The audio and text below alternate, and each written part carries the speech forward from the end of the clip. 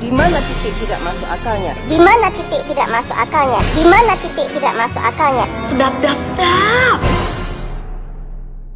Hai guys, Insto masih amankah? Amankah? Amankah? Sebelumnya saya mau berterima kasih kepada dua begundal ini yang udah memberikan hasil begalnya atas nama Yusdean. Gila, duit lu banyak banget bang. Dan atas nama MV Adel Putra Roma Irama. Oke Adel, semoga lancar nyonteknya ya pas ulangan.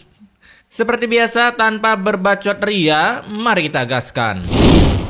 Film yang nama pemainnya pernah dicatat di buku Death Note ini dibuka dengan si sedap dap dap. Seperti biasa, baru film ini dimulai, pastinya wanita ini selalu nyerocos dalam bertutur kata karena ia merasa hidupnya terlalu kismin. Tapi jika dilihat, gila. 1, 2, 3, 4, 5. Kamarnya ada 5 guys. Ada ruang tamu, furniturnya juga banyak. Kisminnya di mana? Oh ya, si begundal ini ya kita sebut saja Rana dan suaminya bernama Rono. Kayak Upin Ipin. Ya ganti aja dah. Suaminya bernama Andi. Kala itu datanglah paman mereka ke sana yang minta tolong ke Rana agar mau menggantikan tukang jogetnya yang lagi sakit. Itu pun langsung di-ACC oleh Rana karena ya kapan lagi kan joget dibayar. Aplikasi sebelah aja joget-joget nggak jelas nggak dibayar. Caks. Malam harinya selesai joget, Rana pun dapat orderan joget lagi di tempat bapak ini. Biasanya jadi figuran kismin, tumben kali dapat peran berdasi.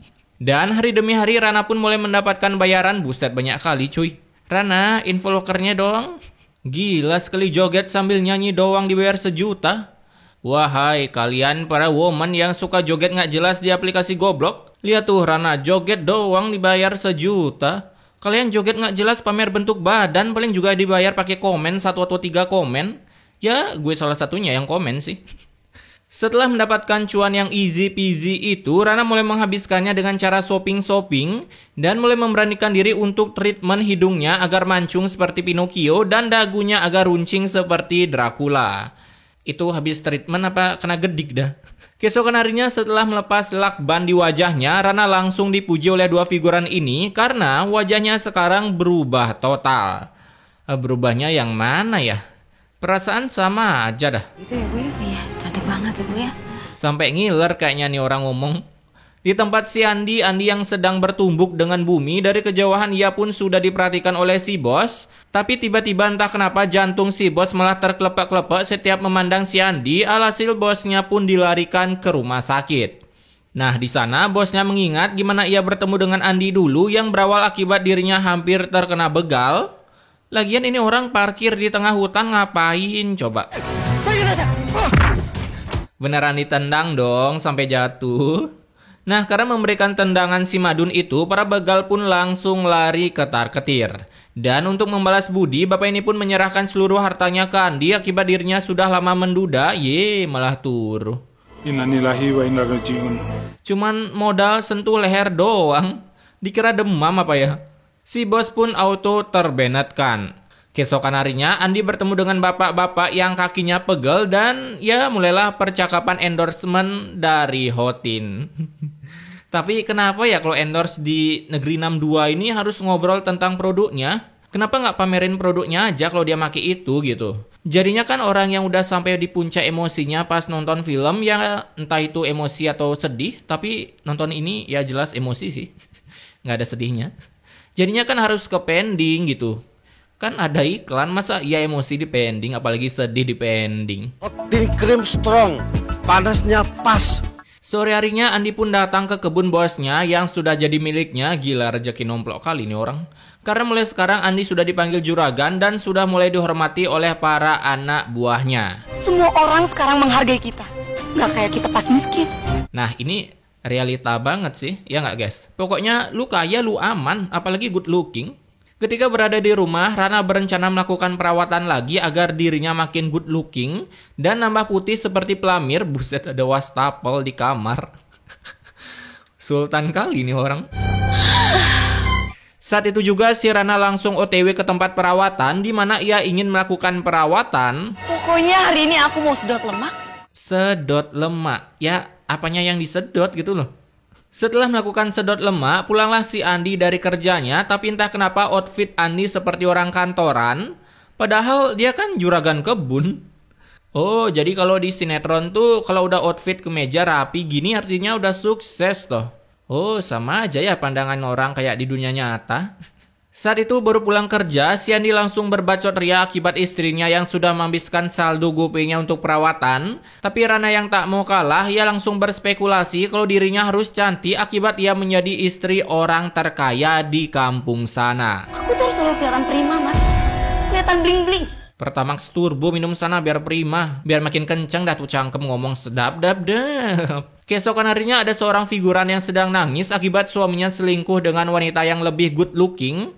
Tapi Rana bukannya menghibur ibu ini, cangkemnya malah nyerocos sehingga ibu ini kebanjiran fakta. Bu, ini kenyataan ya. Penampilan ibu ini sangat lusuh.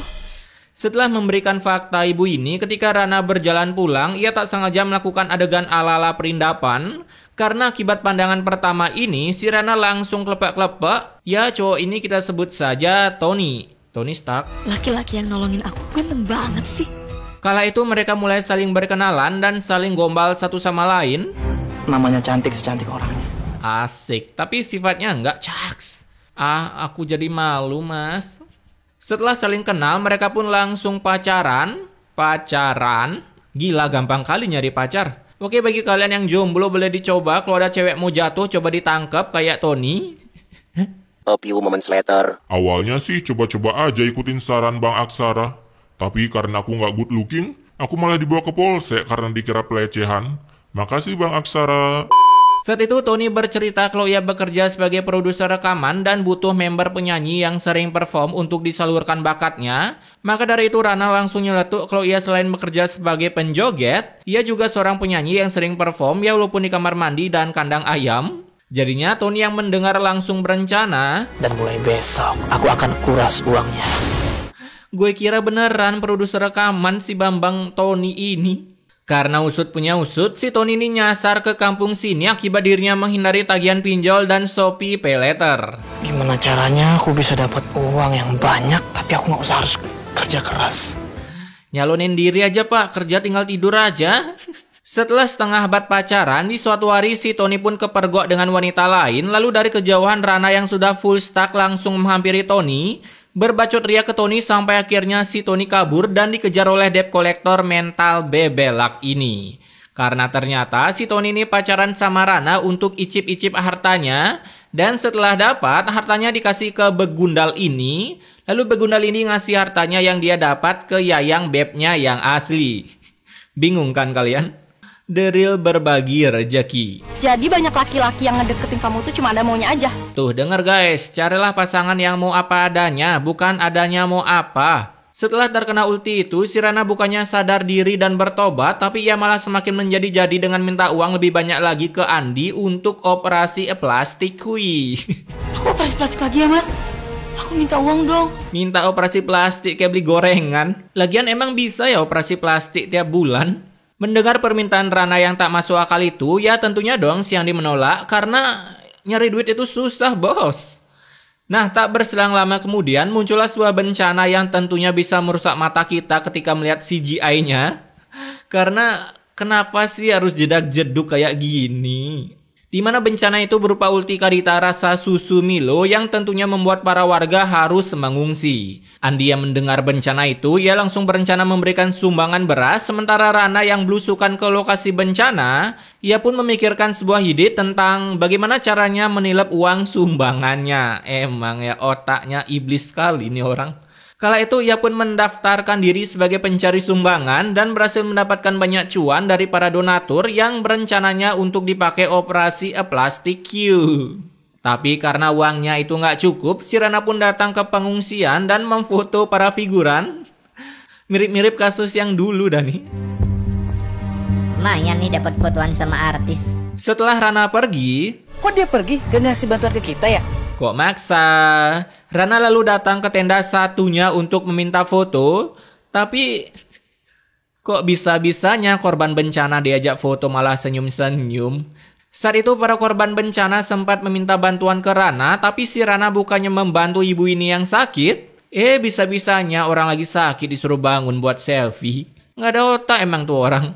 Setelah mendapatkan foto yang cukup banyak, Rana pun mendapatkan lebih banyak donatur lagi dengan menjual kesediaan orang. Bahkan hari demi hari ia jalani dengan meminta sumbangan ke toko-toko. Yaelah, ada bocil cabi-cabian gandeng 3 lagi. Sehingga karena kerja keras belusukan ke toko-toko, Rana pun auto gacor parah, rah pokoknya. Dan akhirnya impiannya bisa tercapai. Wah, menginspirasi banget ya kakak Rana satu ini. Hari ini aku sedot lemak biar kelihatan kurus. Gila, badan udah kurus gitu, mau ngurusin lagi nih orang. Kemudian di tempat pengungsian, mereka menanyakan soal dana korban bencana yang tak kunjung sampai. Jadi mendengar laporan itu, 2 panitia sumbangan ini langsung OTW ke rumah si Rana. Tapi karena Rana nggak ada di rumah, mau nggak mau Andilah yang harus mengembalikan para uang donatur itu. Emang beban ya, kayak Sakura ini si Rana. Sepulang Rana dari oplas, ia pun akhirnya mengakui perbuatannya ke suaminya. Karena bagi Rana, ia cantik itu buat suaminya agar suaminya nggak kecantol cewek lain, katanya. Cantik itu buat kamu ya. Buat nyenengin kamu. Buat nyenengin kamu. Buat nyenengin kamu. Buat nyenengin kamu. Amazazi. Namun beberapa hari kemudian saat si Rana ngaca, ia pun melihat dirinya yang tiba-tiba berubah jadi bad looking. Buset, itu kena tonjok kali ya, memar-memar loh. Nah, untuk menghilangkan bad lookingnya itu, ia pun datang lagi ke klinik langganannya. Tapi beroja sampai di sana, klinik itu sudah digerebek oleh polisi. Karena ternyata selama ini Rana dijadikan kelinci percobaan oleh klinik bodong tersebut. Mampus.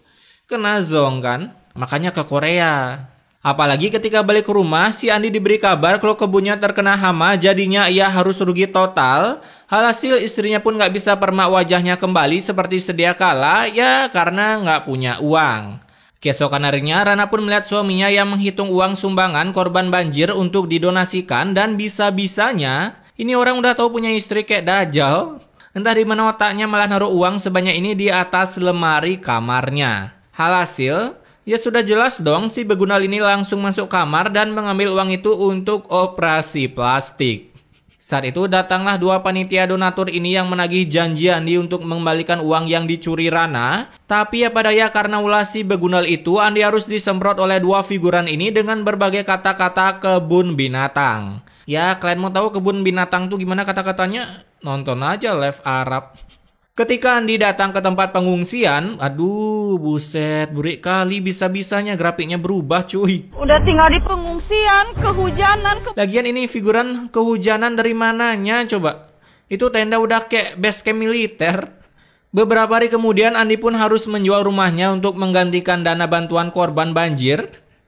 Gila, 1 M kayaknya dibawa kabur sama Rana. Padahal uangnya dikit loh dibawa kabur.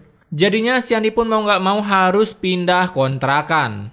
Di sisi lain, ketika Rana ingin ke klinik, sebuah ulti Yodora pun muncul yang langsung membuat gempa. Petir bisa bikin gempa loh. Dan karena gempa itu, tas yang bersihkan uang harus jatuh dari atas jembatan.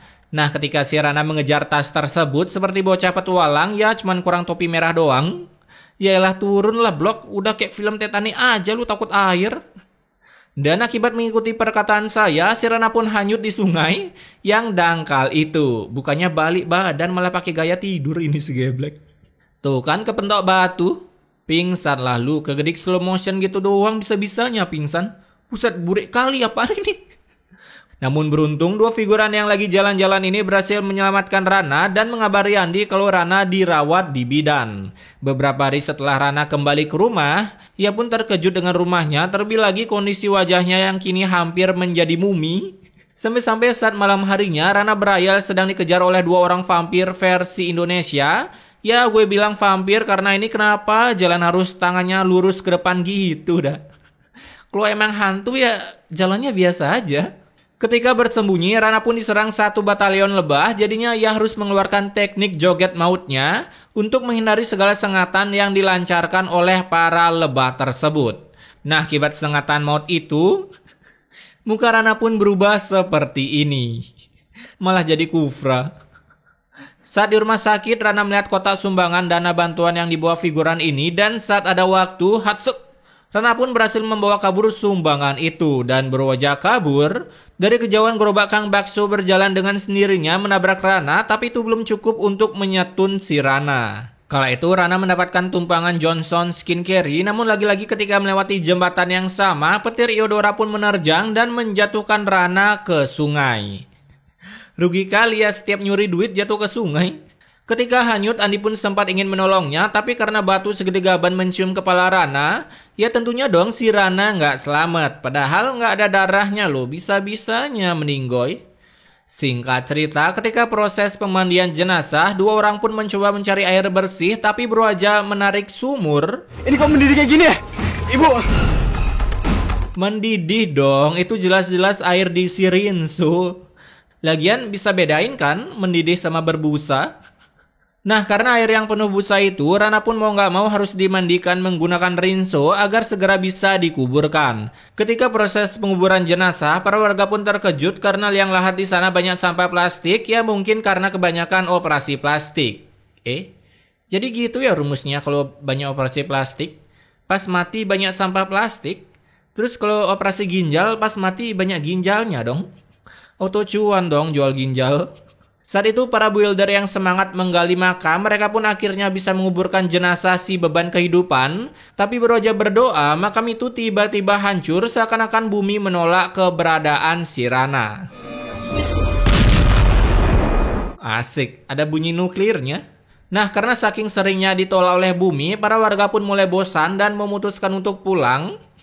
Bodo amat mau gimana kayak Rana, yang penting syutingnya udah kelar. Kasian ya si Rana, bumi aja nolak apalagi neraka dan surga. Auto kena blacklist.